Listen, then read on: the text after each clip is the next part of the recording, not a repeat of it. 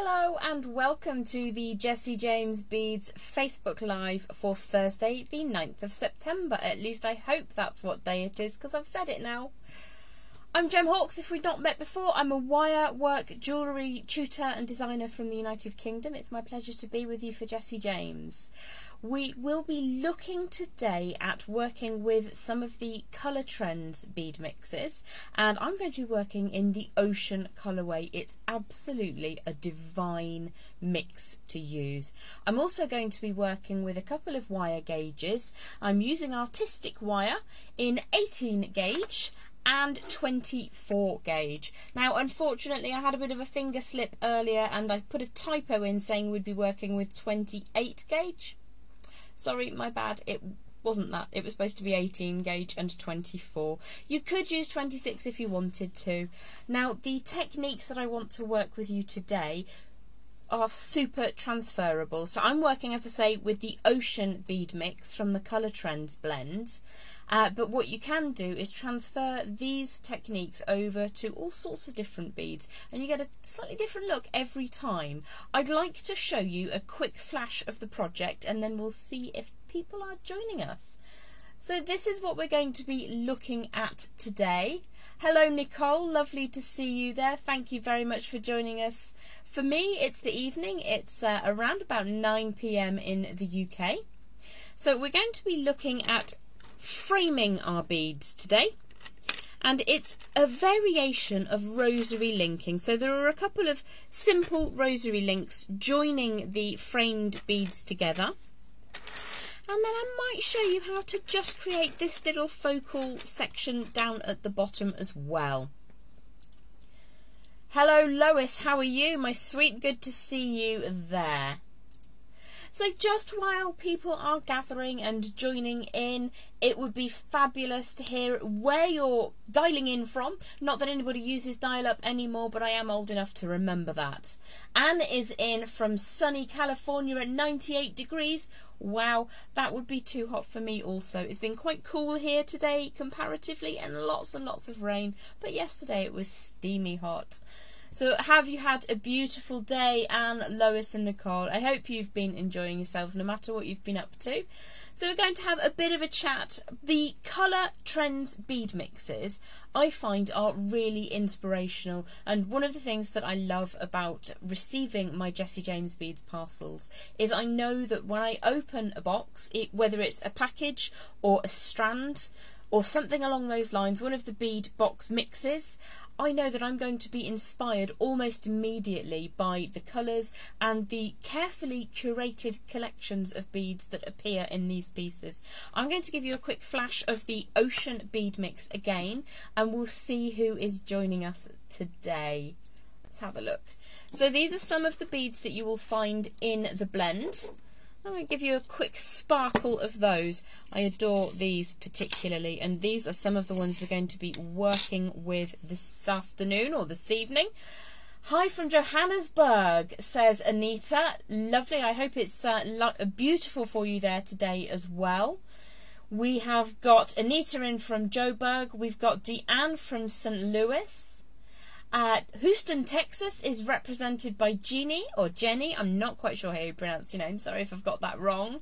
And Danielle, hello to you from Mississippi, where Donna is coming in from. Hello, Rosanna. I almost wore a tiara today, but I thought against it because they can be quite heavy, and by the end of the night my head might not be up to it. You know how it is. Good evening to you, Rosanna, or good afternoon to you. More California from Susan. Thank you so much for dialing in. Do you guys remember dial up? It was painful. It was making funny noises and taking forever to get going. So this is the project that we're going to look at today. If you've just joined us, forgive the dog hair. There's literally always a dog hair, unfortunately, in my house.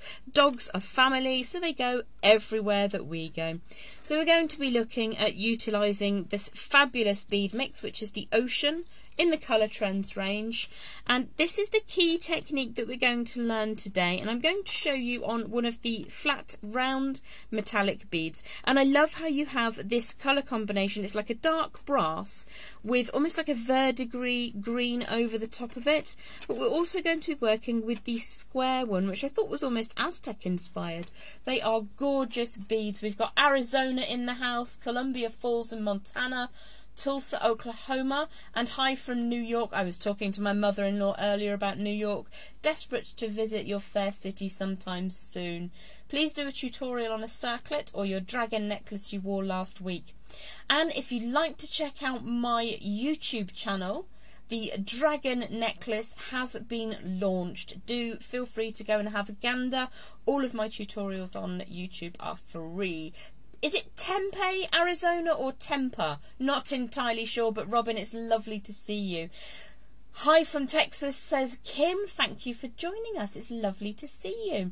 Now, one of the reasons that I don't tend to teach a huge amount of circlets or tiaras online is that the camera just doesn't go far enough away. Ackworth in Georgia is Holly. Hello, good to see you there. I'm just going to stick my weird little face back on the screen to say thank you so much for joining us today. I hope that you've had a beautiful day, and I hope it's not too hot or uncomfortable. It's been pretty chilly and rainy here today, but that's fine because it was super hot yesterday. So what I want to do now is just show you what materials we're going to use a little bit closer. So I've already cut a couple of strands of the 18 gauge wire, and I'm working with the artistic wire. It's 18 gauge and it's the silver colour, tarnish resistant. What I need to do is move some of these pieces out of the way before I know what will happen if I don't. They will go flying everywhere. Pronounce it Tempe. Lovely, thank you for that. Now I know how to say that. Hi from North GA now. Is that Georgia? Is that Georgia? I'm not 100% sure. Lovely to see you there anyway, my darling. So I'm going to put these out of the way for the time being. We'll have another look at those a little bit later, but I will send them onto the floor if I don't get that tidied up right now. So I've prepared a couple of the beads that we're going to work with, and hopefully they won't go on the floor. Hey, Rosanna, that's usually what happens, am I right? So we're going to start with these techniques, and I'm going to show you both the round and the square on that one. These are super achievable techniques. The wire, I'm just going to warm through between thumb and forefinger before we go anywhere. Now, you can wear those really lovely little cotton gloves if you wish to protect the skin on your fingers. I tend to just work with my hands. I prefer how that feels. These are both in the region of 15 or so inches in total. Now that's far more than we actually need, but it's not a problem because you will use any and all offcuts to create the link sections. It's no worries at all. Thank you very much, Mary, watching in from New Hampshire. That's fabulous. So yes, as I mentioned in the prelude to tonight's or this afternoon's video, unfortunately I wrote 28 gauge instead of 18 gauge earlier, so sorry about that. That was me just typing at 1,000,000 miles an hour. So I have warmed through my 15 or so inches of the 18 gauge round wire, and what I'm going to do is just scooch the section that we're going to be working towards up and out of the way.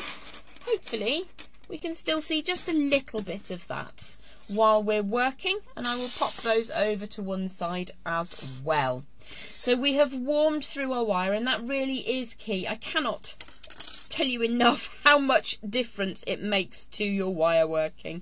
So I'm going to start over at one end, and I'm going to come maybe 1.5 inches from the end and turn quite a firm bend to begin with. So it's about 1.5 inches from one end, and again this is 18 gauge round wire if you missed that. What I would like to do now is to create a loop on the end, which is a closed wrapped loop. What is going to happen is that this wire is going to catch literally everything in the known universe. So when I'm creating a wrapped loop, if this is something that you struggle with, what I tend to do is to create half a loop first, like so, and then you can draw the second half around on your round nose pliers. So doing it in the two sections just makes it ever so slightly more achievable if these things tend to get away from you. Hi Maria, thank you very much for joining us. Lovely to have your company. So what I will do now is I'm going to grip that round section that we've just created in any flat facing pliers. I'm using my bent chain nose because they're super handy, and I'm going to push this tail of the wire all the way around the elongated neck section that's coming away. Now to begin with I'm going to do that by hand, but by the time you start getting towards the end that gets a little bit pokey and pointy, and you might find it pushes into your fingertips a little bit more than you would wish it to. So at this stage I'm going to adopt a 2 pliers scenario. Now what I would be always at pains to make out is when I'm gripping that circle form, the wrapped loop that we've just created, I'm only ever gripping the circle section. I'm never pressing down where wires cross over. So what I'm now going to do is take in my bent chain nose pliers, any flat facing pliers will do, and I'm going to draw that tail end all the way around the neck of that wire. So it's in little small movements just to get that nice and tidy. And if I turn this up slightly, hopefully the clanging on the camera won't be too annoying. What I want to do is, if I show you like so, I'm holding the pliers around that circle that we've just created, and I'm just moving it gently in the same direction, and what that does is it smooths off the end of the wire so that it sits nice and flat. So if I pop these pliers down out of the way, we've got a really long tail of wire to work with, and the first thing I'm going to do is bring in the square bead from the Ocean collection that we were just looking at a moment ago. Now because we started around 1.5 inches from the end and we're working with the 18 gauge wire, you should have around about 3 wraps. Can you see there? You've got 3 visible wraps on the core or the neck of the wire, and what we're going to do is push the bead up against those wraps. When you're learning this technique, it's really handy to have access to metallic beads because you can be quite firm with them whilst you're learning the art of this technique. Hello Donna, lovely to see you're with us this afternoon or this evening, wherever you are in the world. What I'm going to do now is create an equal wrapped loop. Now for this I'm going to apply just a little bit of estimation. What I want to do is to be able to recreate 3 wraps at the far end. So I'm going to pop those pliers in from underneath, and I'm going to guess what would approximately be where that circle takes place. So if I push the wire to begin with, you'll see that we've got a neck section before we create that second loop. Hello to Pam in Florida. So I'm going to again try the 2-stage technique for creating that wrapped loop. So for the first half, if I hold that up for a second, I'm going to roll those round nose pliers around to create the first half of that round section. Just showing you there, if I put the pliers back into position, I will then take the tail of the wire across. So in that way, they're slightly offset at the moment, but we can neaten that up in a second. What I'd like to do is to have those 2 loops to be approximately the same size, just because it lends an element of neatness to your finished piece. So once I've created that second loop, we're going to wrap it.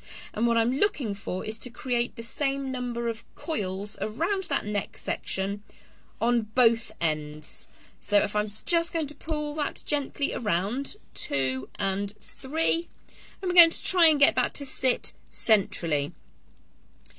Now if you find that it's not quite sitting equally, we can cover that up a little bit. So I'll go for 1 more wrap in this direction, and then what I need to do is just tidy up those coils. So I'm just going to pop the pliers either side and just draw that in so it's a slightly neater wrap.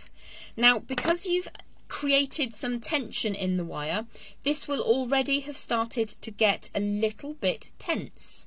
And you create the tension by wrapping around the core wire. That tension travels along the core of the wire that we're working with, and it starts to get a little bit uncomfortable. So we're going to rewarm that first section. What I'm going to do now is turn it on its side and just draw the tail end around so it shouldn't catch on anything. Famous last words, I know. So we're looking at the orientation that we will end up looking at, as in our final piece. What I need to do is just very, very gently open that out ever so slightly. I don't want to be harsh with my wire. If I'm gentle with my wire, I will have the opportunity to fix any little errors that happen.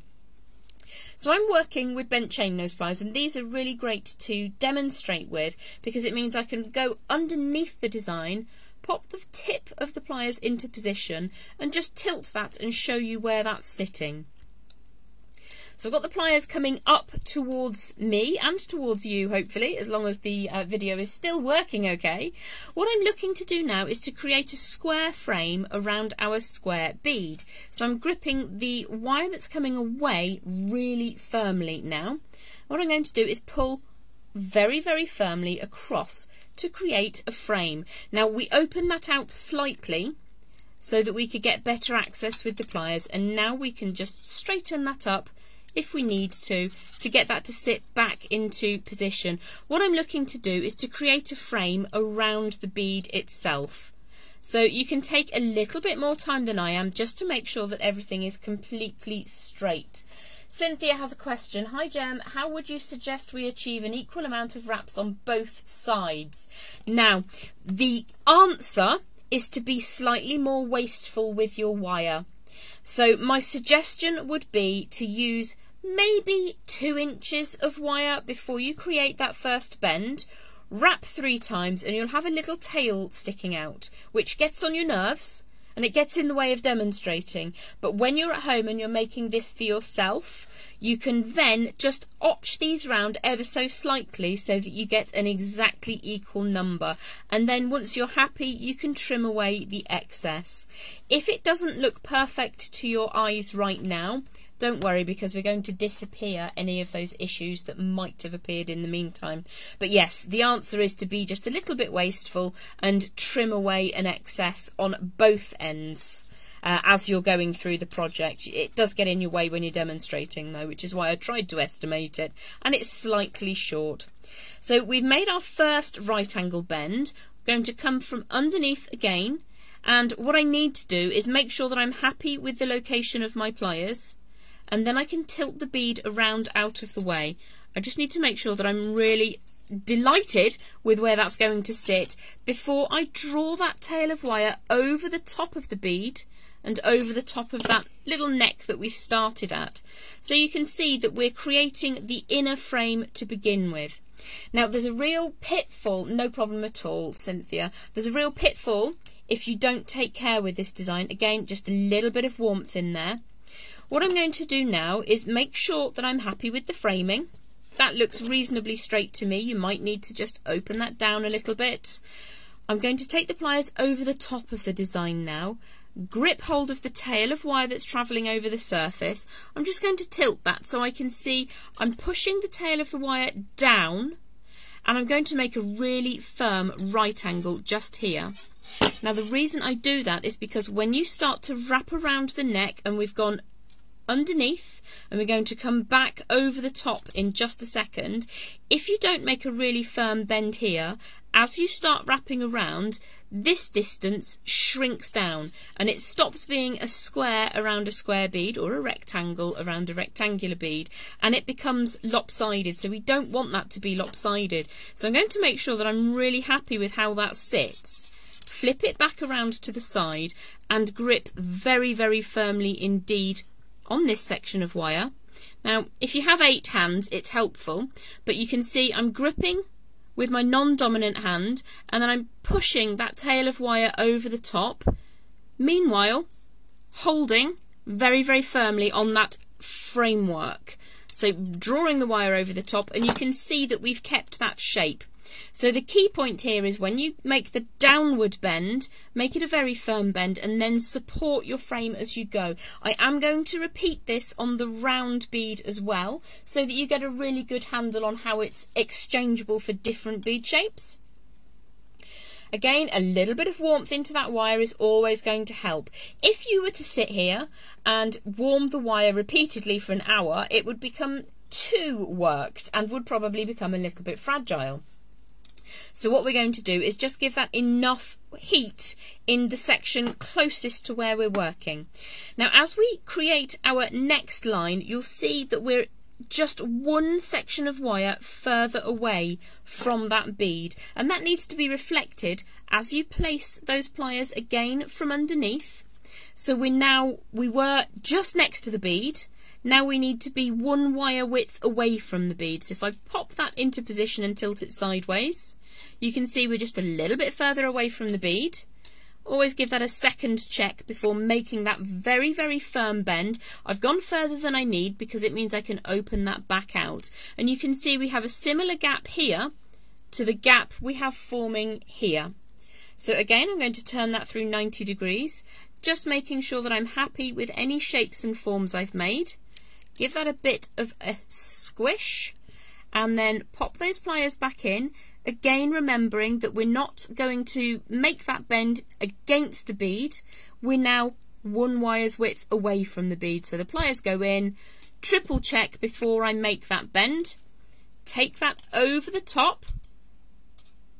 Get a really firm bend on there. You can go further than you need, and then open that back up. So you can see that we're creating a square spiral. I don't know if a square spiral is a thing, but that is indeed what we're trying to do. So we're going to repeat now for a second time the encircling or the ensquareling of the bead. Squareling? Yeah, I don't know either. So what we need to do is pop the pliers over the top of that neck, that core. Make sure that we're happy with where that's taking place, and then push very firmly down and away and draw that around. Now you can see it's already started to pull in a little bit. So what we would need to do is just open that out and grip very, very firmly. I'm going to show you an alternative to the way we did it on the first time. Because we've got a flat bead, I'm going to press very, very firmly onto the bead and the wire and draw the tail of the wire all the way around the core and push that again over the top. Now if you do find that that's come out of shape, one of the benefits of warming that wire is that you can just give that a gentle squeeze, a little bit of malleability there. So I'm just going to very gently squash that into position. Now I know I say time and time again, we are surrounding the bead. That's much better English than encircling or ensquareling the bead. Pretty sure ensquareling's not a thing. So we're going to again underneath, pop the pliers into position, adding that space between the strands of wire. I'm going to make another right angle bend, take it further than I need to, and then draw it back one. Little bit of smooth and warmth. Make sure I'm happy with how that's all coming together. Grip hold of the bead, put the pliers back in again for another right angle, like so. Take it further than you need to because then you get a sharper bend. If you're trying to make square angles in wire, it can help just to take it slightly further than you need it to. So again, move that through 90 degrees. What we want to do is bring those pliers in over the top of the core. So we've got our wrapped core where we started off. I might take that just a tiny amount forwards, push the wire down, draw it underneath, and again that's closing up slightly. Get that to sit where you are most happy with what it looks like. Only you can decide if you're happy with the finished article. I'm just going to put my pliers in there to try and get that to sit more neatly. That's helped a little bit. And again, I'm going to pinch very firmly on the outermost wire and the bead itself. Oh, thank you, Cynthia. That's absolutely delightful. I appreciate that. Thank you. I've never been called a wire whisperer before. I've been called a wire Jedi, which I kind of like, but... So I'm gripping very firmly on the whole thing that we've created so far so that I can bring the long tail of wire all the way around. We've encircled again that central core wire. I'm reasonably happy with the shape. If I want to, because we warmed our wire, I can just fine-tune those corners a little bit. Set that in stone. Well, it's in wire, but you know what I mean. And then again, a little bit of warmth, just the first couple of inches or so. Pop the pliers underneath to get that square form again, and we're on the home straight for this bead. So again, we have a wire's distance between those two passes of wire. Draw that very sharply across the top, bring it back out. Just enables you to have a slightly firmer angle. Rotate through 90 degrees, and then we're going to finish off any minute now for this first bead. So if I pop those pliers in underneath, again, we're taking into account the gap that we need, at least a gap of a wire in between. Draw that over the top, back into position. Give that a bit of a squish to make sure that you're setting those angles. And this is the point at which we're going to take off some of this excess wire. We started with around 15 inches and I've got a couple of inches remaining. So what I'm going to do is estimate, maybe we want to wrap around the loop itself. It's the tidiest way. I developed this over the last couple of days just so that it would sit as nicely as possible on the body. But also so that it would work on different size, different shaped beads. So if we estimate around about an inch past the end, trim that away and put it in the scrap pot, but we will be using it, I promise you. So this tail section is now much more manageable, and what we're going to do is wrap it just once around the actual side of the loop that we created. The reason I'm wrapping around the loop and not again around the neck is because it just gives you a slightly more symmetry between those two loops on either end. So you're basically making a connector component, but you can use this on all kinds of different projects. You can use the techniques that you learn. So I'm going to pop those pliers in again over the top. I've lined it up with the outside of the loop. I'm going to push a very hard bend to begin with, and just make sure, if I hold on to that with the pliers, you can see we've got a reasonably good distance between those squares of wire.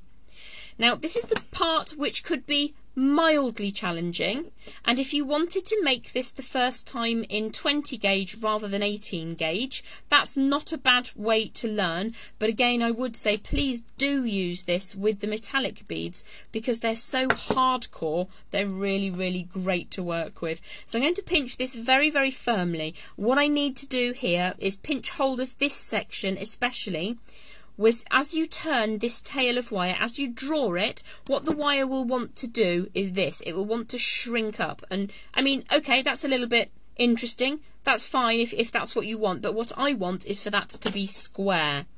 So it's always experience if things don't go according to plan. Wire in this nature generally isn't that expensive, and it's always worth practicing with the wire until you get a better handle on it before you switch over to your silver filled or your sterling silver wire if you wanted to recreate this in something that's a little bit more of value. Not to say that this isn't, you know what I mean. So I'm going to pinch very firmly, and I'm going to use my pliers to just put a little bit of curvature on that tail of wire that we've left. And the reason I've left quite a long amount is so that you can see it is doable to fit that up inside the loop and just push that little by little into position. When I get part the way through the project, at this stage, I just want to check that everything is sitting where I want it to sit. Just square everything up slightly, make sure I've got a really good pinch hold on it, and then you can draw that last little section through. Tighten that up if it comes awry, and then just give that a gentle squish to bring it all together. Then you can take away any residue. Always look twice, place those cutters in position, and then ensure it's just taking that last tiny section away into the scrap pot with you. And then what you can do is just tidy this tiny coil away. So give that a squeeze like so, and that is the first of your component beads. So let's have a look and see if there are any other questions I can help with. I think Danielle's going to help you with the products there. So let's have a quick check in with my weird little face. Hello! So that was the first one with the square bead. The reason that this is a cool technique to get your hands on is because if the product isn't available for whatever reason, or you don't have this one and you have a different one, it will work with pretty much any bead you want to turn into part of a rosary chain. You could make this across the back of the wrist into, actually that makes quite a nice focal. You just need to add chain to that, and that's a complete piece all by itself, and that's just one bead out of a pack. So you can be quite thrifty with your beads if you wish to, but it was going to work with any bead. I just happen to really like this colourway. If we go back down to the board, we'll have a look at the round one next. So there is my round bead. The process is exactly the same, but instead of making these lovely square forms, a little bit Art Deco perhaps. I'm obsessed with Art Deco, so there you go. Now there are two faces to this design. Either of them can be worn, but I like the aesthetics of the upside where you've got those two neat lines intersecting on either end. So I'm going to show you the same technique with the round bead now, and as I say, you can use this on pretty much any bead that you like. So I'm going to grab hold of my next section of wire. Again, this is around about 15 inches. We're working in 18 gauge. Again, many apologies for my faux pas. I wrote 28 gauge when I should have been writing 18. What a silly bean. So I'm going to take a hold of the wire with one hand and just warm that through really neatly. Now, I think it was Cynthia who earlier asked a question about ensuring that you get the same amount of wire on either side, and I can demonstrate that to you now because we can see that we had more than enough wire to work with. So if you want to be super neat, we're going to leave 2 inches instead of 1.5 inches, put that right angle bend in. Let me just pop this bead out of the way for a second. Come in with those round nose pliers again. What we're going to do is roll the pliers to begin with to create the first half of the circle. So you can see the technique is to grip the wire and roll. You start a little way away from the bend and just roll. Then you have your first half of that circle. We had a question last time around about how to create neater wrapped loops. Wrapped loops? My goodness. So I'm going to put my round nose pliers back in again, draw the tail around that section of the pliers, and you've got a reasonably circular form to work with now. I'm going to grip a hold of that circular form, just give that a bit of a straighten up, make sure I'm happy, and what we will do is we will wrap 3 times. So that's 1 visible wrap, 2 visible wraps, and a 3rd visible wrap, and then we can leave that tail hanging around. It's a little bit pokey when you're working to demonstrate, but hopefully you'll still be able to see everything that is happening. I'm going to the other end of that long section of 18 gauge round wire. I'm going to draw the bead all the way down to the wrapped loop that we've just created. So again, as we did in the first demonstration, what we're looking to do is to try and copy the distance between the end of the bead and where the circular form occurs on the wrapped loop. So if I push the wire away, that looks reasonable, might be slightly larger, might be slightly smaller. What we're going to do next is recreate that wrapped loop. So we're starting a little bit away from that junction we've just made, roll those pliers around, and then the second half of the manoeuvre is to draw the wire around the pliers. So you're doing 2 different manoeuvres to get a really neat finish. So we've got that circular form. You can indeed just straighten that up if you wish to. Grip a hold of that circular form, draw the tail all the way around. So let's go for 1 and for 2. Whoops-a-daisy. It's gone slightly on the skew, so all we would do is just straighten that up, give that a very gentle squeeze, and then if we take this over the top, we have now got 3 wraps at either end. So there is a little bit of a gap. What you can do at this stage, if I flip the design over, hopefully without catching myself, what we're going to do is a half wrap at either end. So we're going to take the long tail over the top, turn the design around, grip that loop on the other end, take the other tail half the way over. And if you continue in this form, going halfway and halfway, then you won't be far wrong from where you want to be. So we filled the gap and we have 2 equal spaces on either side. So hopefully that answers your earlier query, Cynthia. What I'm going to do is make sure that I only cut the short tail away. So pop the pliers in, check that I'm in the right place, take that tail, trim that away, and then just make sure that that's nice and smooth. So we are going to cover this anyway, but having fewer sticky uppy bits is always key in your wire work because there's less things to catch. So we are now going to work in almost the same way. In this instance, it's mildly easier with the round bead because you don't have to create the angles. What you do have to do is to create a floating smoothness. So I'm going to pull very, very firmly, and I'm using just my forefinger here to get a nice fluidity in that wire. It actually gets really, really hot. If you do this with your thumb and forefinger on a strand of wire 3 or 4 times and then pop it on the back of your hand, then I'm laughing because I've just read Cynthia's comment, shut the front door, and yes it does, thank you, there we go. That did make me chortle, I'm sorry. What you will notice is how very warm that gets, and it just goes to show what the human body's capable of. So I'm going to ensure that my 2 loops are in the same orientation because I want them to sit nice and smoothly on the body. So just to see that both of those loops are on the same plane.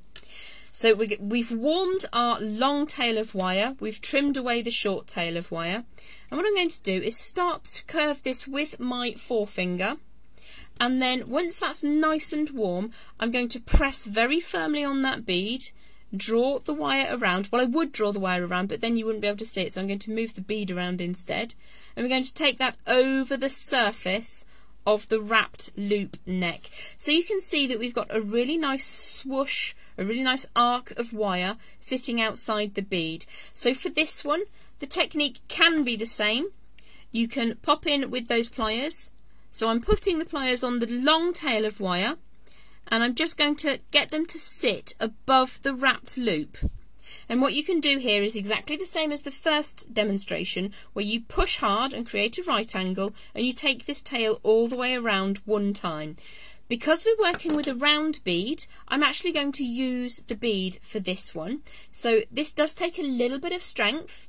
So I actually do suffer with arthritis in my wrist. Some days this is fine, some days this is not fine. Today we're going to go for it. If you're struggling, you can use the technique where you pop those pliers in and put a nice angled bend on there. But for today, I'm going to pinch incredibly firmly and take that tail all the way around. Now the key, if you're pressing really firmly, the bead will create that shape for you. When you're working with a metal bead, this is all well and good. If you're working with a gemstone or with a glass bead, you might prefer to use the second technique anyway. So I'm going to draw the tail of wire up and over. So we have encircled our round flat bead. Very, very gently, I'm going to draw those pliers together. There's no pressure. I'm just flattening that top very, very gently. If you crush wires that are crossing too firmly, what can happen is that you upset the core of the metal a little bit too much on a molecular level, and it will just crumple and fall apart, and nobody wants that. So again, we're going to warm just the next inch and a half or so of the wire so we don't overstress it later on in the life of this design. Putting curvature, putting heat and smoothness into the wire. Going to pinch very, very firmly again as I draw that swooshing shape around the outside of the bead. Now you can see the wire's sprung away from the bead, and that's because we have already started to work harden that wire. In use and wear, having this work hardened is key. It's a really good, the artistic wire is really firm, and it works beautifully for designs like this where you actually don't want this to flap around later on. Some wires are a lot softer and you wouldn't necessarily be able to achieve the same longevity with a design like this. So again, I'm going to pinch very, very firmly, and what I'm going to do is encircle the core here, and we're always going from the top to the top because it's just part of the design aesthetic. So all the way around, get that to line up neatly, make sure you're happy with that, and then we're going to pull the tail of wire all the way around underneath and back over the top. One of the pitfalls at this stage is that you're not pinching quite firmly enough here, and the wire will skim over the surface of that bead. Thank you very much, Margaret. That's very kind. Enjoy your creativity and unique designs. Thank you, sweetheart. That's very, very kind of you. Much appreciated. So if that does happen, you'll need to undo, retrace your steps, and just pinch very firmly, or use the technique where you pinch with the pliers to get that angle started. So again, I'm very, very gently just flattening down the top. So what we're looking to achieve now is a gap between those two tram lines, curvy tram lines. Do you warm the wire if using sterling silver wire? Now, sterling silver wire, Anne, comes in different tempers anyway. It can be anything from dead soft, half hard, hard. So, yes, for me, I would warm it, but I would warm it way less than I would do with a copper core wire because it has more of a propensity to break. So I love working with silver wire. The wire that I buy, which is half, is really nice to work with. But if you warm and warm and warm and warm it, what can happen is it becomes too brittle and it will then shatter in wear, which we don't want. We want our jewellery to last forever and ever. So I'm going to warm just the next couple of inches or so, and I'm going to start curving with my finger to begin with. And then when I feel like I've got a really nice flow going, I'm going to pinch very firmly. And can you see the magic of warming your wire? Even though we saw a second ago that this was springy because it was quite firm, if you re-warm that a couple of times, you can get that to sit pretty much how you want it to. So I'm going to demonstrate the technique now of using the pliers to get that first bend going. So I'm going to pop those over the top, and they're just past where that coiled wrapped loop section sits.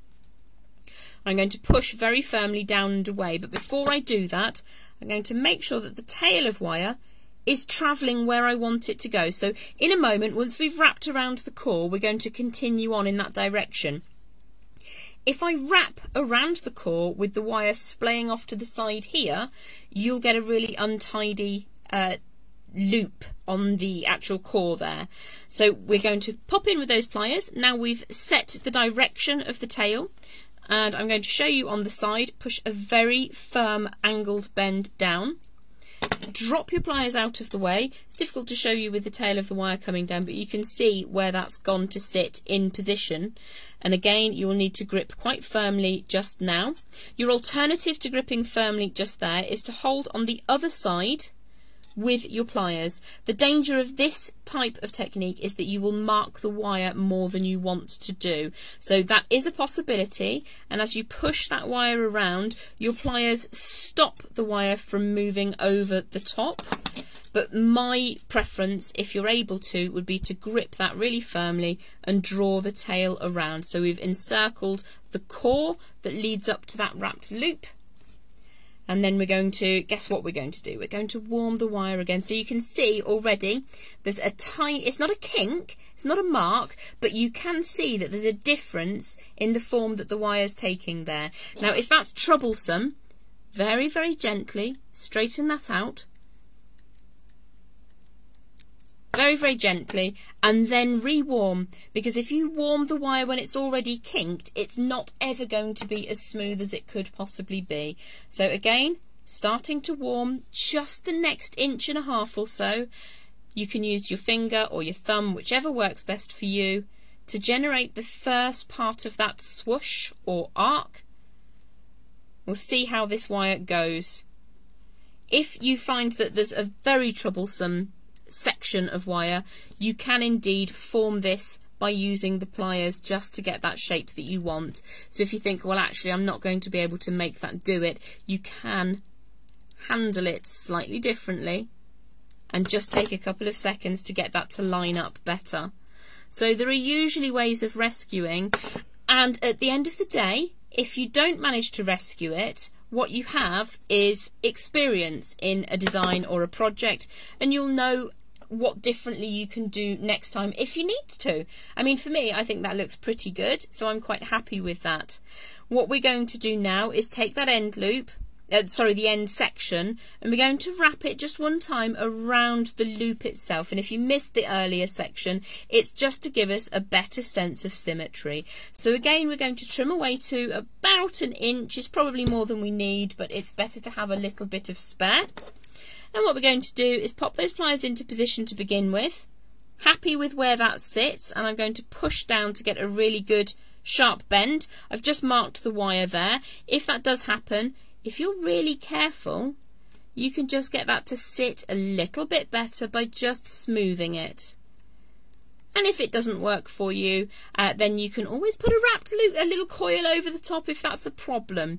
So again, what we did earlier, if I pinch this very, very firmly, we just started to put a little bit of a bend in the tail of wire so that we can feed that up. If I flip that over on its back, we're going to feed it up and inside the wrapped loop that we made. So we're pushing very, very firm grip on this side, pushing that all the way through and then pulling from the far side.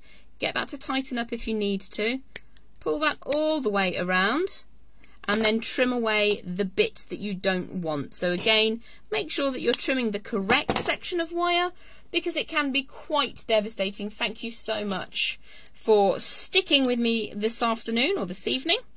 We're going to just tidy that up with a little squish. Flip that over onto the front, make sure everything still looks good. At this stage, if you find that some of your wire has been eaten into the coil, you can usually undo that a little bit if necessary. And then we're just going to tighten up the design by squeezing that last cut section down and pressing that into position. Might just tidy that up a little bit more. There we go. So there are our 2 main feature pieces. Just pop back up to my funny old face again for a second. It's me, it's Jem with you. So you could make them as individual components for the back of the wrist, which I think I'd never really thought of that, but that looks pretty cool. You could make them as asymmetric earrings. What I'm going to show you now is a standard rosary link to join them together. So let's pop down here again. Thank you very much. It's really good to have your company, and I hope that you're enjoying the wire work tutorials. It's something a little bit different. So we've got our 2 main variations, exactly the same technique. This one's got angles, this one's got swooshes.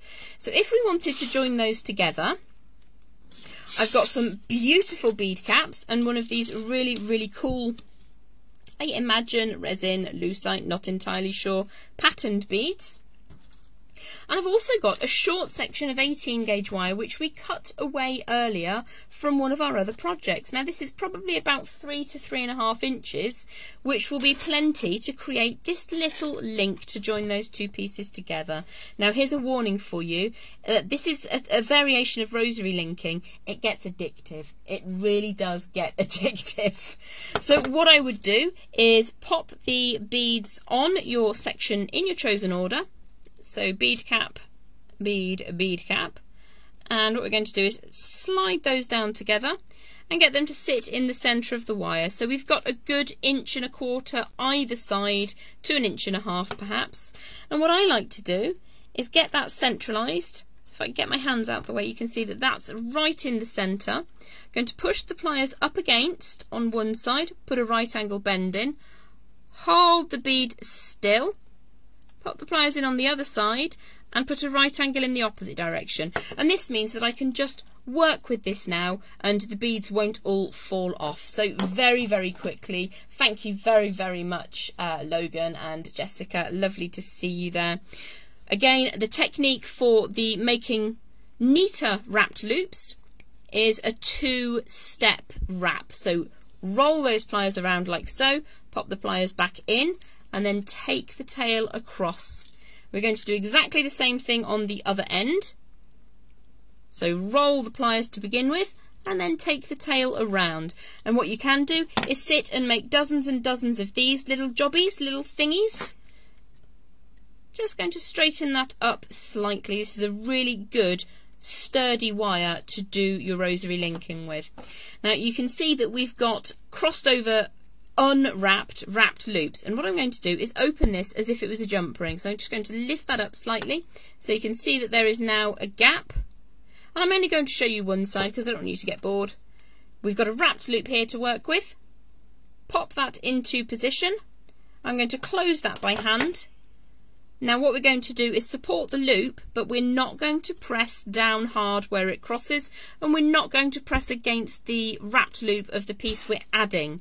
So we're going to take that tail all the way around, and as Cynthia pointed out earlier, what you can do is make a couple of wraps on the one side. I just need to tidy that up, sorry, it slipped, before you add in the piece on the other side. Now I will just show you very, very quickly one hint. These are the two faces that we want to work with, because they've got the stripes going over the top. Underneath, it's still attractive, but you've got all the mechanics of how the piece works together. So you'll want these to sit equally, both the same face up. So what you need to do is invert one of them before you slide it down onto the unwrapped loop, because what happens as you go round that loop, it turns over.